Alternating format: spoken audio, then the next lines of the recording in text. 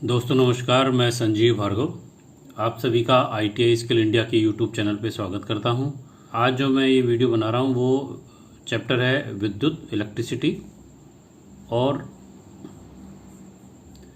क्योंकि ये चैप्टर जो है बहुत इम्पोर्टेंट है और सभी के जीवन में काम में आने वाला चैप्टर है, इसलिए यदि आप इस चैप्टर को ध्यान से सुनेंगे और देखेंगे तो आपको बहुत सारी छोटी छोटी जानकारी मिलेंगी, जिससे कि आप ITI के अंदर जो वर्कशॉप कैलकुलेशन के पेपर को भी पास कर पाओगे और इलेक्ट्रिशियन ट्रेड या वायरमैन ट्रेड के जो बच्चे हैं उनकी थ्योरी में भी ये चीज़ बहुत काम आती है और लाइफ में भी ये चीज़ बहुत ज़्यादा काम में आती है, क्योंकि इससे रिलेटेड जो हमारी लाइफ के अंदर बहुत सारी चीज़ें आएंगी इसके अंदर, इस चैप्टर के अंदर। इसको शुरू करते हैं। चैप्टर का नाम है विद्युत इलेक्ट्रिसिटी। परिचय, इंट्रोडक्शन। विद्युत एक प्रकार की ऊर्जा है जिसे आंखों से देखा नहीं जा सकता, किंतु इसके प्रभावों से इसकी उपस्थिति का पता चलता है। विद्युत चालक पदार्थों के तारों में से, चालक मतलब जो होता है कि हमारे पदार्थ तीन तरह के होते हैं, उसमें चालक, कुचालक और अर्धचालक होते हैं। तो इसमें जो चालक पदार्थ होता है उसके अंदर इलेक्ट्रिसिटी सबसे ज़्यादा इजीली पास होती है। तो यहाँ पर विद्युत जो है वो चालक पदार्थों के तारों में से इलेक्ट्रॉन्स के प्रवाह से गुजरती है। चालक पदार्थ विद्युत को एक स्थान से दूसरे स्थान तक पहुँचाने में माध्यम का काम करते हैं। आज के आधुनिक युग में विद्युत का उपयोग अत्यधिक हो गया है और हर छोटे से छोटे कार्य भी विद्युत के माध्यम से होने लगे हैं। यदि हम अपने चारों तरफ नज़र घुमाकर देखते हैं तो विद्युत का ही उपयोग अत्यधिक नज़र आएगा। विद्युत का उपयोग निम्न कार्यों में होता है। पहला है ताप, जिसको हीट कहते हैं। विद्युत की सहायता से ताप ऊष्मा ऊर्जा पैदा की जा सकती है, जैसे हीटर से, विद्युत भट्टी से, वेल्डिंग से, सोल्डरिंग आयरन से, प्रेस से, विद्युत कुकर इत्यादि से। प्रकाश के लिए जो विद्युत है वो बल्ब में, टॉर्च में, ट्यूब में, फैंसी लाइट में, मोटर व्हीकल में लाइट के रूप में काम में आती है। शक्ति के लिए हम जो विद्युत उपयोग में लेते हैं तो विद्युत की सहायता से हम रेल, ट्राम, विद्युत मोटर, बड़ी बड़ी मशीनें जैसे शेपर, प्लेनर आदि चला सकते हैं। उसके बाद साउंड के अंदर विद्युत का उपयोग जो टेलीफोन में, टेलीग्राम में, टेलीविजन में, रेडियो में, लाउड स्पीकर इत्यादि में काम में आती है। इसी प्रकार अन्य के रूप में देखें तो इलेक्ट्रोप्लेटिंग, बैटरी चार्जिंग, एक्सरे किरणें, वायलेट किरणें, कैथोड किरणें, electro photocopier machine, scanner machine, computer system आदि में भी हमारी इलेक्ट्रिसिटी काम में आती है। विद्युत का उपयोग संचार, दूरसंचार, मनोरंजन, शिक्षा, प्रकाश उत्पादन, ऊष्मा उत्पादन, चिकित्सा, मशीनों के प्रचालन, बैंक आदि बहुत सारे डिपार्टमेंट में काम में लाया जाता है। परमाणु संरचना, एटॉमिक स्ट्रक्चर। सभी पदार्थ अनेकों सूक्ष्म कणों से मिलकर बनते हैं।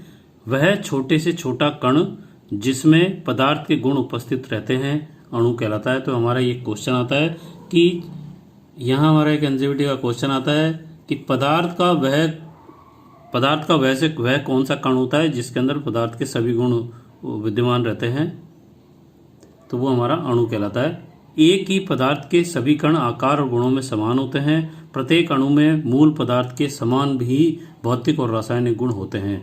अणु को भी कई भागों में विभाजित किया जा सकता है। अणु का वह छोटे से छोटा कण जिसमें मूल पदार्थ के गुण विद्यमान नहीं रहते हैं परंतु वह रासायनिक क्रिया में भाग लेता है, परमाणु कहलाता है। तो यहाँ पे हमारा जो सवाल आएगा, अणु का वह छोटे से छोटा कण जिसमें मूल पदार्थ के गुण विद्यमान नहीं रहते हैं परंतु वह रासायनिक क्रिया में भाग ले सकता है, क्या कहलाता है? तो वो हमारा उत्तर होगा परमाणु। परमाणु के 3 मौलिक कण होते हैं, प्रोटॉन, न्यूट्रॉन और इलेक्ट्रॉन्स होते हैं। तो प्रोटॉन क्या होता है? परमाणु का केंद्रीय भाग नाभिक कहलाता है। नाभिक में ही प्रोटॉन और न्यूट्रॉन स्थित होते हैं। प्रोटॉन धनात्मक आवेशित कण होता है तथा इस पर 1.6 × 10⁻⁻19 कूलाम का आवेश होता है। प्रोटॉन का द्रव्यमान इलेक्ट्रॉन्स के द्रव्यमान का 1845 गुना अधिक होता है। तो यहाँ हमारा सवाल बनेगा कि प्रोटॉन पे कौन सा आवेश होता है, तथा दूसरा क्वेश्चन हो सकता है कि प्रोटॉन के ऊपर कितने कूलाम का आवेश होता है, और तीसरा सवाल होता है कि प्रोटॉन का जो द्रव्यमान है वो इलेक्ट्रॉन्स के द्रव्यमान का कितना गुना होता है। तो 3 सवाल यहाँ पे हमारे छोटे छोटे बन जाते हैं। इसके अंदर एबेसेदे हम और भी चीज़ें डाल सकते हैं। इसके बाद है न्यूट्रॉन। यह भी परमाणु के केंद्रीय भाग यानी कि नाभिक में ही रहता है परंतु इस पर प्रोटॉन के विपरीत कोई भी आवेश नहीं होता है। तो यहाँ हमारा एक सवाल होता है कि न्यूट्रॉन के ऊपर कौन सा आवेश होता है, तो उसका उत्तर होता है कि इसमें कोई सा भी आवेश नहीं होता है, ना प्लस होता है ना माइनस होता है। इसका द्रव्यमान प्रोटॉन के द्रव्यमान के बराबर ही होता है। तो हमारा अगला जो क्वेश्चन होता है कि जो न्यूट्रॉन होता है उसका द्रव्यमान किसके द्रव्यमान के बराबर होता है। किसी परमाणु की नाभिक का कुल द्रव्यमान उसके प्रोटॉन और न्यूट्रॉन में ही समाहित होता है। तो हमारा अगला सा ये सवाल हो जाता है कि जो प्रोटॉन का द्रव्यमान है, परमाणु का जो द्रव्यमान है वो नाभिक के द्रव्यमान के अंदर किस किस पे आधारित होता है। अगला जो सबसे इंपॉर्टेंट चीज होती है इलेक्ट्रॉन्स, यह ऋण आवेशित गतिमान कण है। तो यहाँ पर ये सवाल होगा कि इलेक्ट्रॉन्स के ऊपर कौन सा आवेश होता है, तो वो ऋणात्मक होता है। इसका द्रव्यमान हाइड्रोजन के एक परमाणु के द्रव्यमान के 1/1840वें भाग के बराबर होता है। यहाँ फिर एक क्वेश्चन हो जाता है कि हमारा जो इलेक्ट्रॉन होता है उसका द्रव्यमान किसके बराबर होता है, तो वो उत्तर होगा हमारा हाइड्रोजन के द्रव्यमान के 1/1840वें भाग के बराबर। प्रत्येक परमाणु में नाभिक के चारों ओर विभिन्न कक्षाओं यानी कि ऑर्बिट्स में निर्धारित संख्या में इलेक्ट्रॉन्स परिक्रमा करते हैं। एक इलेक्ट्रॉन्स पर ऋणात्मक आवेश सहित 1.6 × 10⁻⁻⁻ कूलम का आवेश होता है। तो हमारा जो इलेक्ट्रॉन्स होता है उसका एक सवाल आता है कि जो उसके ऊपर आवेश होता है वो कितना कूलम होता है और उसकी जो आवेश होता है वो प्लस ऋणात्मक होता है या धनात्मक होता है। तो हमारा ये क्वेश्चन फिर से आता है। अधिकांश धातुओं के परमाणु की बाहरी कक्षाओं में 1, 2 या 3 इलेक्ट्रॉन्स की कमी, जिसे कि होल कहते हैं, अथवा अधिकता होती है। इलेक्ट्रॉन्स की कमी होने पर परमाणु की बाहरी कक्षाओं में इलेक्ट्रॉन्स के आने से परमाणु ऋण आवेशित हो जाता है तथा आखिरी कक्षाओं में 1 या 2 या 3 से अधिक इलेक्ट्रॉन, जिन्हें मुक्त इलेक्ट्रॉन्स कहते हैं, के आसानी से निकल जाने पर परमाणु धन आवेशित हो जाता है। तो ये बहुत इंपॉर्टेंट है। अग्निमी की जो किताब है उसके अंदर थ्योरी थोड़ी कठिन होने की वजह से वो चीज़ें समझ में नहीं आती। तो यहाँ पर ये जो किताब है इसके अंदर लैंग्वेज बिल्कुल सरल है, जिससे आपको एकदम बात समझ में आ जाएगी। तो आप जो मेरे वीडियो हैं वो आप निमी के अंदर देखोगे, निमी की किताब को देखोगे तो वहाँ पे आपको क्वेश्चन बहुत अच्छे मिलेंगे जो आपके एग्जाम में आते हैं। और इस किताब को जो वीडियो देखोगे तो इसके अंदर आपको लैंग्वेज बहुत अच्छी मिलेगी, जिससे आपको सारी चीज़ें समझ में आ जाएंगी। तो आप मेरे दोनों ही वीडियो देखें। एक एक चैप्टर के ऊपर मैंने 5-5 चैप्टर 6-6 वीडियो बना रखे हैं। इन वीडियो के अंदर आपको थ्योरी मिलेगी, उसके बाद उसके जो चैप्टर के उदाहरण आपको वहाँ समझाता हुआ वीडियो मिलेगा। उसके बाद जो तीसरा होगा उसके अंदर निमी के प्रश्नावली को मैंने सॉल्व किया है। उसी के बाद इस जो किताब जिससे मैं पढ़ाता हूँ उसकी थ्योरी पढ़ाई है। उसके बाद मैं इनके उदाहरण का वीडियो बनाता हूँ और उसके बाद लास्ट में मैं इस किताब के जो है न्यूमेरिकल होते हैं उनको सॉल्व करने के प्रयास करता हूँ और उससे वीडियो बनाता हूँ, जिससे कि आपको एक अगर चैप्टर पे आप 6-6 वीडियो देखोगे तो आपके फंडे एकदम क्लियर हो जाएंगे और साथ में आपकी एग्जाम की भी तैयारी हो जाएगी। तो आप इसीलिए आप जो है मेरे इस चैनल पे आए, जिससे कि आपको पूरी जानकारी निमी की किताब और मेरी जो किताब जिससे मैं पढ़ाता हूँ उससे आपको बिल्कुल सरलता से मिलेगी। विद्युत नियम के अनुसार पदार्थ के प्रकार। विद्युत नियम के अनुसार पदार्थ 3 प्रकार के होते हैं। पहला होता है चालक, जिसको कंडक्टर कहते हैं। दूसरा होता है अर्धचालक, जिसको सेमीकंडक्टर कहते हैं। और तीसरा होता है कुचालक, जिसको इंसुलेटर कहते हैं। तो चालक क्या है? कंडक्टर ऐसे पदार्थ जिसमें उपस्थित इलेक्ट्रॉन्स के कारण विद्युत का प्रवाह आसानी से होता है, चालक कहलाते हैं, जैसे चांदी, तांबा, एल्युमिनियम आदि। प्रत्येक चालक में कुछ ना कुछ प्रतिरोध यानी कि रेजिस्टेंस होता है, जो विद्युत के बहने यानी कि इलेक्ट्रॉन्स के बहने का विरोध करता है। जिन चालकों से विद्युत आसानी से गुजरती है वे अच्छे चालक यानी कि गुड कंडक्टर कहलाते हैं, परंतु जिनमें विद्युत को बहने या गुजरने में कठिनाई होती है वे बेकार या बुरे चालक या बैड कंडक्टर कहलाते हैं। बुरे चालकों का प्रतिरोध अच्छे चालकों से अधिक होता है। तो यहाँ पे हमारा एक सवाल आ गया कि बुरे चालक जो होते हैं बैड कंडक्टर, उनका जो प्रतिरोध है वो अच्छे चालकों की अपेक्षा कम होता है, ज़्यादा होता है, समान होता है या नहीं होता है। तो यहाँ पर एक सवाल बन रहा है। इसके बाद अगला है अर्धचालक, जिसको कि हम सेमीकंडक्टर कहते हैं अंग्रेजी में। ऐसे पदार्थ जो न अच्छे चालक हैं और न ही बुरे चालक हैं, परंतु कुछ अशुद्धियों के मिलाने से आंशिक चालक बन जाते हैं, अर्धचालक कहलाते हैं, जैसे सिलिकॉन और जर्मनी। तो हमारा ये एक सवाल हो जाता है कि अर्धचालक के उदाहरण कौन कौन से हैं। तो उसमें सिलिकॉन और जर्मनी सबसे पहले स्थान पर आते हैं। और दूसरा सवाल होता है कि अर्धचालक जो है वो किस कंडीशन में अच्छे चालक के तौर पे काम करते हैं। तो उसके अंदर अशुद्धियों के मिलाने पर जो है वो हमारे अच्छे चालक के रूप में भी काम करने लगते हैं। उसके बाद है कुचालक। इंसुलेटर ऐसे पदार्थ जिनमें मुक्त इलेक्ट्रॉन की संख्या नहीं होती है, अर्थात जिन पदार्थों में इलेक्ट्रॉन्स का प्रवाह नहीं होता है तथा धारा नहीं बहती है, कुचालक कहलाते हैं। जैसे अभ्रक, रबड़, प्लास्टिक, कॉर्क, लकड़ी, बेकेलाइट, कागज, पोर्सिलीन, मार्बल, रेजिन इत्यादि। तो ये जो पदार्थ होते हैं इसके अंदर से विद्युत को नहीं गुजारा जाता, इसलिए हमको ये कहा जाता है जब भी आप इलेक्ट्रिसिटी का कोई काम करें तो आप ऐसे जूते पहन के रहें जिससे कि उसमें से जूतों में से इलेक्ट्रिसिटी नहीं बह पाए। तो इस वजह से जो हमारे जूते होते हैं उसका जो शॉल होता है वो कुचालक पदार्थों से बना होता है, जिससे कि उसके अंदर से इलेक्ट्रिसिटी पार नहीं हो पाती और वही आपकी जीवन की रक्षा करता है। इसलिए हमारे कुचालक पदार्थ होना भी अत्यंत आवश्यक है। और तारों के ऊपर जो हम इंसुलेटर चढ़ाते हैं वो भी हमारे कुचालक होते हैं। उन तारों के ऊपर जब इंसुलेटर चढ़ाते हैं तो जब तारों में से विद्युत पास होती है या चलती है या बहती है, उस कंडीशन में उसमें से इलेक्ट्रिसिटी की लीकेज होने की चांसेस नहीं होती है। अच्छे कुचालक की यही खासियत होती है कि वो अपने में से बहने वाली विद्युत धारा को आसानी से बहने देता है और उसकी लीकेज वहां पे नहीं के बराबर होती है। अच्छे चालक के गुण, प्रॉपर्टीज ऑफ गुड कंडक्टर्स। चालक सस्ता होना चाहिए, चालक सरलता से उपलब्ध होना चाहिए, चालक की विद्युत प्रवाह करने की क्षमता अधिक होनी चाहिए, चालक की तन्यता अच्छी होनी चाहिए जिससे कि उसके तार आसानी से खींचे जा सकें, चालक मजबूत होना चाहिए और चालक का तापीय गुणांक अधिक होना चाहिए जिससे कि उसमें ऊष्मा का क्षय कम से कम हो सके। अच्छे कुचालक के गुण, प्रॉपर्टीज ऑफ गुड इंसुलेटर।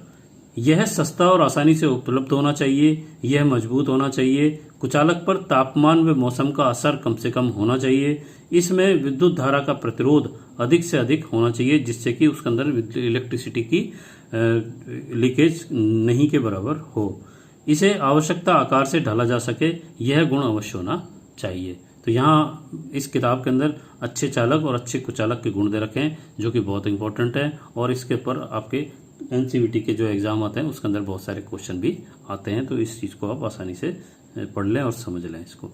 इसके बाद है अगला पॉइंट है विद्युत धारा, इलेक्ट्रिक करंट। किसी चालक में इलेक्ट्रॉन्स का प्रवाह यानी कि फ्लो विद्युत धारा कहलाता है। तो हमारा सवाल होता है किसी चालक में इलेक्ट्रॉन्स का प्रवाह क्या कहलाता है, तो वो उत्तर होगा हमारा इलेक्ट्रिक करंट। तो ये हमारा एक क्वेश्चन तैयार है। किसी बंद परिपथ में इलेक्ट्रॉन्स के प्रवाह से प्राप्त होता है विद्युत धारा का मात्रक एम्पियर होता है। ये हमारा एक क्वेश्चन है कि ये बहुत बार आता है, बहुत बार आ चुका है। विद्युत धारा की जो हमारी जो मात्रक है वो क्या होती है, वो एम्पियर होती है। इसे आई द्वारा प्रदर्शित किया जाता है। यह एक अदिश राशि है, स्केलर क्वांटिटी है। ये भी हमारा एक सवाल है कि विद्युत धारा हमारी कौन सी राशि होती है। इलेक्ट्रॉन्स का बहाव ऋणात्मक टर्मिनल से धनात्मक टर्मिनल की तरफ होता है।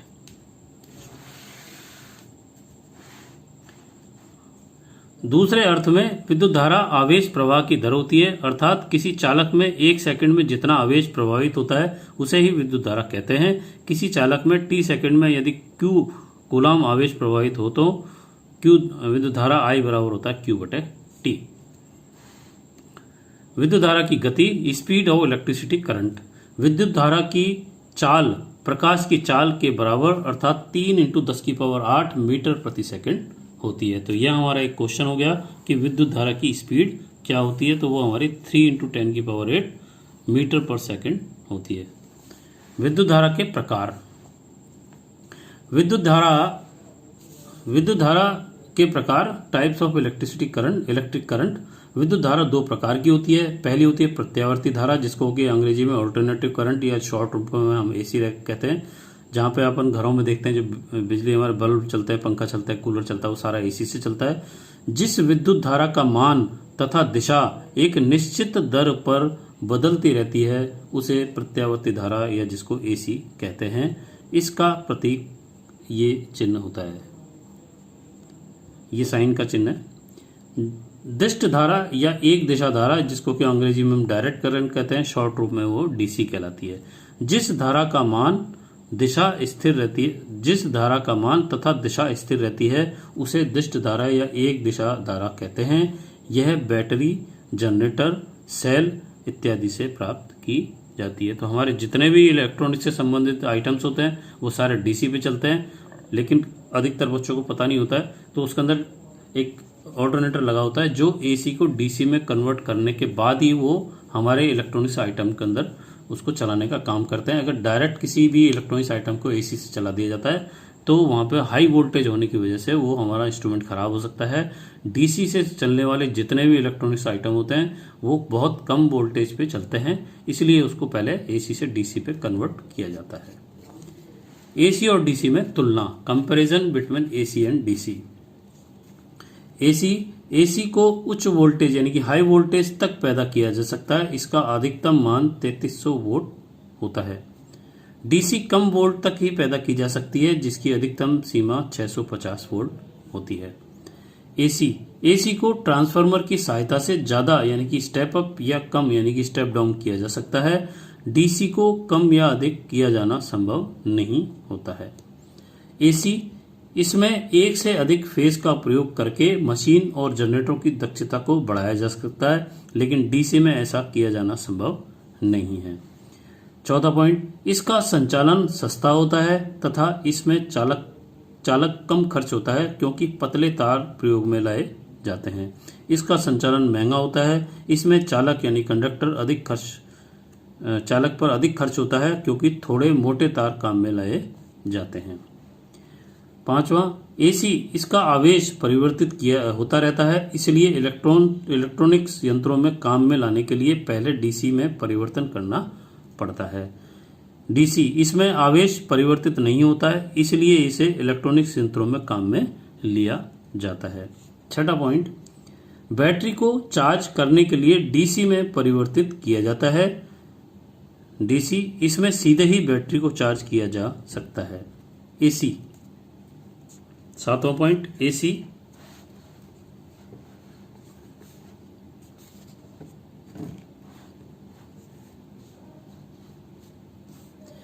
एसी मोटरों की गति को नियंत्रित करने में बहुत कठिनाई होती है क्योंकि मोटर का गति परिवर्तन जटिल होता है। डीसी मोटरों की गति को आसानी से नियंत्रित किया जा सकता है क्योंकि गति परिवर्तन आसान होता है। एसी सिंगल फेज की मोटर स्वयं स्टार्ट नहीं होती है, जबकि डीसी में फेज नहीं होने के कारण इसे स्टार्ट करने में कोई समस्या नहीं होती है। 9वां पॉइंट, इसमें लीकेज की संभावना अधिक रहती है तथा उच्च वोल्टेज पर सुरक्षित नहीं होती है। इसमें लीकेज की संभावना नहीं होती है और उच्च वोल्टेज पर भी ये सुरक्षित होती है। और लास्ट है हमारा, एसी काफ़ी सस्ती होती है, जबकि डीसी जो है वो एसी के मुकाबले में बहुत महंगी होती है। इसके बाद जो अगला पॉइंट है वो है एम्पियर। विद्युत धारा की इकाई एम्पियर विद्युत धारा की इकाई होती है। किसी बंद परिपथ में 1 वोल्ट के वोल्टेज द्वारा 1 ओम प्रतिरोध से जो विद्युत धारा प्रवाहित होती है वह 1 एम्पियर होती है। या विद्युत धारा की वह मात्रा जो सिल्वर नाइट्रेट के घोल में प्रवाहित करने पर 1 सेकंड में 0.000118 ग्राम सिल्वर एकत्रित कर दे तो वह 1 एम्पियर होती है। तो यहाँ 1 एम्पियर की हमको परिभाषा दे रखी है। इसके बाद है विद्युत वाहक बल, इलेक्ट्रोमोटिव फोर्स। किसी चालक के एक सिरे से दूसरे सिरे तक विद्युत धारा को प्रभावित करने वाला बल विद्युत वाहक बल या ईएमएफ कहलाता है। इसकी इकाई वोल्ट होती है और इसे V द्वारा प्रदर्शित किया जाता है। विद्युत वाहक बल को E द्वारा प्रदर्शित किया जाता है। तो यहाँ पर सवाल होगा कि किसी चालक के एक सिरे से अगर दूसरे सिरे तक विद्युत को आपको प्रभावित करना है तो कौन सा बल हमको यहाँ पे लगाना पड़ेगा, तो ये वो हमारा कहलाएगा विद्युत वाहक बल। इसकी इकाई हमारी वोल्ट होती है। इसके बाद है विद्युत वोल्टेज, इलेक्ट्रिक वोल्टेज। जो बल किसी सर्किट में इलेक्ट्रॉन्स को बहने के लिए प्रेरित करता है विद्युत वोल्टेज कहलाता है। इसकी इकाई वोल्ट है। इसे V द्वारा प्रदर्शित किया जाता है। वोल्टेज को निम्न वर्गों में विभाजित किया जा सकता है। पहला है लो वोल्टेज जो कि हमारा 0 से लेकर के 250 वोल्ट तक होता है। मीडियम वोल्टेज जो कि हमारी 250 वोल्ट से 650 वोल्ट तक होती है। हाई वोल्टेज जो हमारी 650 वोल्ट से 11,000 वोल्ट तक होती है। और एक्स्ट्रा हाई वोल्टेज जो कि हमारी 11,000 वोल्ट से अधिक होती है।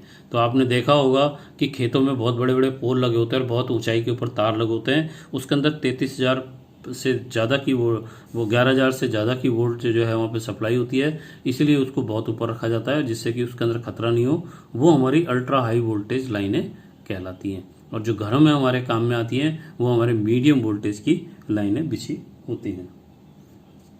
विभवांतर पोटेंशियल डिफरेंस, जिसको हम पीडी भी कहते हैं, किसी बंद परिपथ में किन्हीं दो बिंदुओं के मध्य में विभव या वोल्टेज को विभवांतर कहते हैं। इसकी इकाई वोल्ट है। इसे पीडी से भी व्यक्त करते हैं और इसे वी द्वारा भी प्रदर्शित करते हैं। वोल्टता, विभवांतर और विद्युत वाहक बल को वोल्टता में व्यक्त किया जाता है और ये वोल्टता कहलाता है।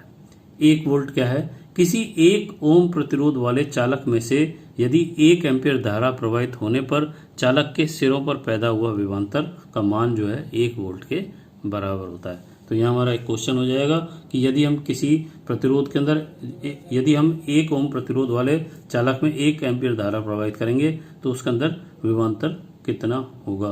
तो हमारा ये एक सवाल हो जाएगा और उसका उत्तर होगा 1 वोल्ट। अगला पॉइंट है हमारा प्रतिरोध, जिसको अंग्रेजी में रेजिस्टेंस कहते हैं। किसी चालक यानी कि कंडक्टर का वह गुण जो उस चालक में प्रवाहित होने वाली धारा यानी कि करंट का विरोध करता है तो उसे चालक का प्रतिरोध कहते हैं।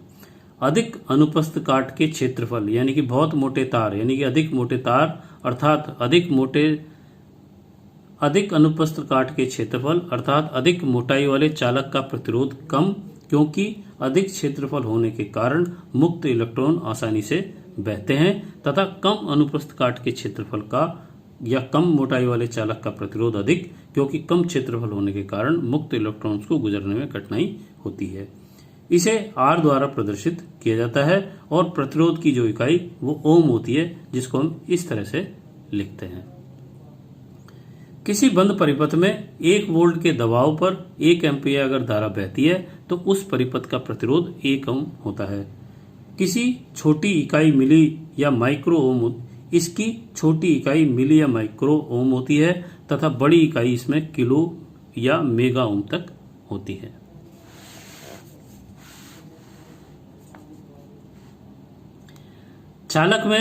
चालक यानी कंडक्टर में इलेक्ट्रॉन्स का लगातार प्रवाह होने से विद्युत धारा एक बिंदु से दूसरे बिंदु तक बहती है। ओम के नियमानुसार किसी बंद परिपथ में धारा यानी कि करंट प्रतिरोध यानी कि चालक में विद्युत के बहने का प्रतिरोध होता है। के यानी कि ओम के नियमानुसार किसी बंद परिपथ में धारा प्रतिरोध के विरुद्ध क्रमानुपाती होती है, यानी कि हमारी प्रतिरोध जितना ज्यादा होगा उतनी धारा हमारी कम बहेगी और प्रतिरोध जितना कम होगा धारा उतनी अधिक बहेगी। किसी तार यानी कि चालक का प्रतिरोध उसकी लंबाई, उसका क्षेत्रफल और पदार्थ की किस्म तथा तापमान पर निर्भर करता है। इस अध्याय में हम चालक के प्रतिरोध पर विभिन्न कारणों का अध्ययन भी करेंगे। विशिष्ट प्रतिरोध स्पेसिफिक रेजिस्टेंस, 1 इकाई लंबे तथा 1 वर्ग इकाई क्षेत्रफल के चालक के प्रतिरोध को चालक का विशिष्ट प्रतिरोध कहते हैं, या किसी चालक का प्रतिरोध चालक की लंबाई के समानुपाती और चालक के क्षेत्रफल के व्युत्क्रमानुपाती होता है। समानुपाती का मतलब होता है कि एक का मान बढ़ेगा तो दूसरे का मान भी बढ़ेगा, एक का मान घटेगा तो दूसरे का मान भी घटेगा। लेकिन व्युत्क्रमानुपात का मतलब होता है कि यदि एक का मान बढ़ाया जाता है तो दूसरे का मान घटता है और एक का मान को घटाया जाता है तो दूसरे का मान बढ़ता है। तो यहाँ पर कैपिटल आर समानुपाती L/A, जहाँ पर कैपिटल आर हमारा चालक का प्रतिरोध ओम में है, L हमारा चालक की लंबाई सेंटीमीटर में है और A हमारा चालक यानी तार का अनुप्रस्थ काट का क्षेत्रफल वर्ग सेंटीमीटर में होता है। और रो जो है चालक का विशिष्ट प्रतिरोध है जो नियत रहता है यानी कि स्थिर रहता है और तार की प्रकृति पर निर्भर करता है। तो यहाँ रो जो यहाँ पे समानुपाती, जब R समानुपाती L/A हमारा जो सूत्र है, इसके अंदर जब समानुपाती को हटाएंगे तो यहाँ बराबर लगेगा और समानुपाती को हटा करके बराबर लगाने पर यहाँ पे एक स्थिरांक आता है, यहाँ पर स्थिरांक रो होता है। तो रो की वैल्यू जो R/A यानी कि प्रतिरोध गुणा क्षेत्रफल बटे लंबाई होता है, जो हमारा ये विशिष्ट प्रतिरोध कहलाता है। ओम में विशिष्ट प्रतिरोध को प्रतिरोधकता यानी कि रेजिस्टिविटी भी कहते हैं। तो आज के लिए ये वीडियो इतना। यदि आपको मेरे समझाने का तरीका अच्छा लगा तो आप मेरे इस वीडियो को लाइक करें, अपने ITI के दोस्तों को शेयर करें, और अगर आप मेरे इस चैनल पे पहली बार आएँ तो आप उसके अंदर सब्सक्राइब करके बेल आइकन को के ऊपर ऑल पे क्लिक करें, जिससे कि आपको आने वाले समय में जो भी मेरे वीडियो बनेंगे वो आपको सबसे पहले वहाँ नोटिफिकेशन प्राप्त होगा। तो आज के लिए इतना ही। नमस्कार, धन्यवाद, जय हिंद, जय भारत।